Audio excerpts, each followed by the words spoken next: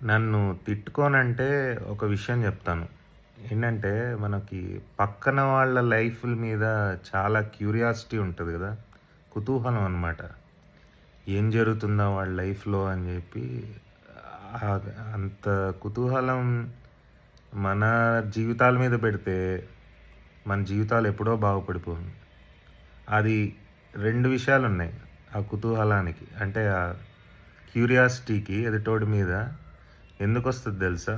ఒకటి వాడు వాడి జీవితంలో బాధలు పడుతున్నాడా అని తెలుసుకోవడానికనమాట. బాధలు పడితే మనకి హ్యాపీ అనమాట.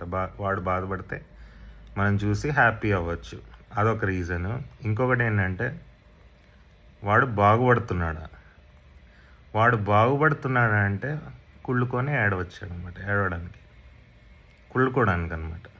సో, ఈ 2 విషయాలకి తప్ప వేరే ఎందుకు పనికిరాదు. మన క్యూరియాసిటీ వేరే వాళ్ళ లైఫ్ మీద. So, this is the hard truth. అది 'స్పైడర్' సినిమాలో వాడుంటాడనమాట. అందరూ ఏడుస్తా ఉంటే వాడెళ్ళి ఆహా! అంటాడు గదా! అది నిజంగానే హ్యూమన్ ట్రైట్ అది ఒకటి.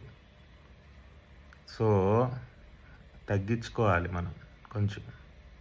ఆ ట్రైట్ అనేది తగ్గించుకోవాలి. పర్సెంటేజ్ తగ్గించుకొని చాలా మినిమల్‌గా ఉంచుకొని, మన జీవితం మీద మనం కాన్సంట్రేట్ చేస్తే మనం బాగుపడతాం అన్నమాట. ఓకే.